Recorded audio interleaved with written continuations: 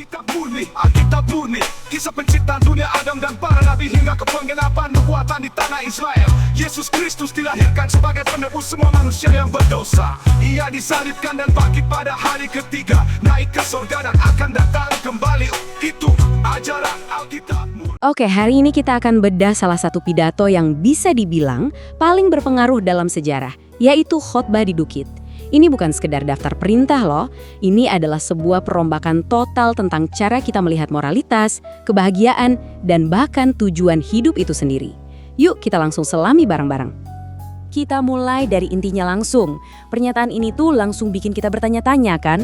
Jadi ini bukan revolusi yang mau menghapus semua yang lama. Bukan, ini lebih ke evolusi, membawa makna hukum ke level yang jauh lebih dalam, lebih personal. Bukan tentang nambahin aturan, tapi tentang menemukan jiwa di balik semua aturan itu. Nah, ini kerangka berpikir yang penting banget untuk semua yang akan kita bahas setelah ini. Nah, kita masuk ke bagian pertama yang langsung membalikan semua pemahaman kita tentang apa itu sukses dan bahagia. Bagian ini, yang dikenal sebagai ucapan bahagia, memperkenalkan sebuah sistem nilai yang benar-benar baru dan jujur aja berlawanan dengan apa yang dunia ajarkan. Coba deh perhatikan polanya di sini. Keren banget. Setiap kalimat dimulai dengan berbahagialah. Tapi, coba lihat. Siapa yang disebut bahagia?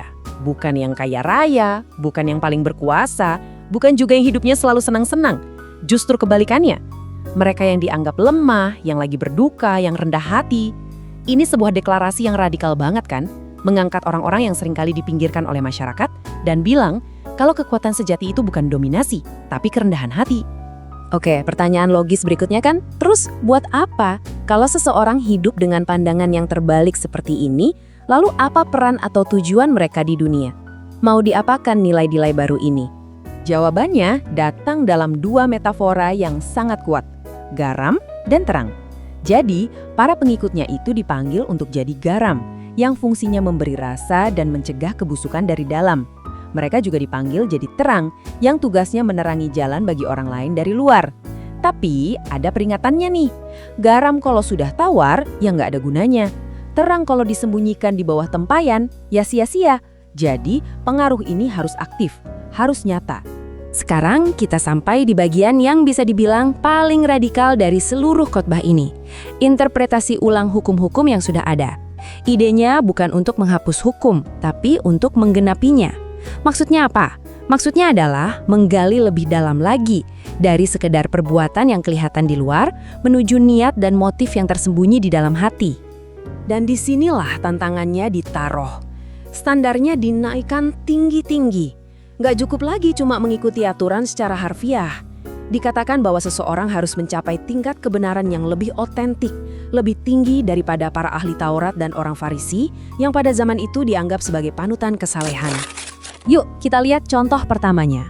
Hukum yang lama melarang tindakan fisik. Jangan membunuh. Jelas kan?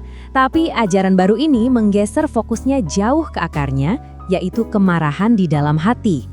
Jadi masalahnya itu dimulai jauh sebelum tindakan fisik terjadi. Ini soal mematikan kekerasan bahkan sebelum ia terbentuk sebagai sebuah pikiran. Luar biasa. Kita lihat lagi pola yang sama di sini untuk soal perzinahan. Dari larangan tindakan fisik, kita ditarik lagi ke dalam, ke ranah pikiran dan emosi. Menurut ajaran ini, perbuatan itu sebenarnya sudah terjadi di dalam hati saat niat dan nafsu itu muncul. Ini adalah pergeseran fundamental dari apa yang kamu lakukan menjadi apa yang ada di pikiranmu. Nah, slide ini menunjukkan pembalikan yang paling dramatis. Prinsip keadilan mata ganti mata yang jadi dasar banyak sistem hukum di dunia itu dijungkir balikkan total. Diganti dengan apa? Dengan sikap non-pembalasan yang sangat radikal. Ini bukan tentang menjadi lemah ya, justru ini tentang memiliki kekuatan untuk memutus siklus kekerasan. Kita tutup rangkaian perbandingan ini dengan tantangan yang mungkin paling berat, yaitu memperluas kasih bukan cuma untuk teman dan tetangga, tapi juga untuk lawan. Ini seperti menghancurkan tembok paling dasar dalam peradaban manusia, yaitu tembok antara kita dan mereka, dan menuntut sebuah kasih yang, ya ampun, tanpa syarat dan tanpa batas.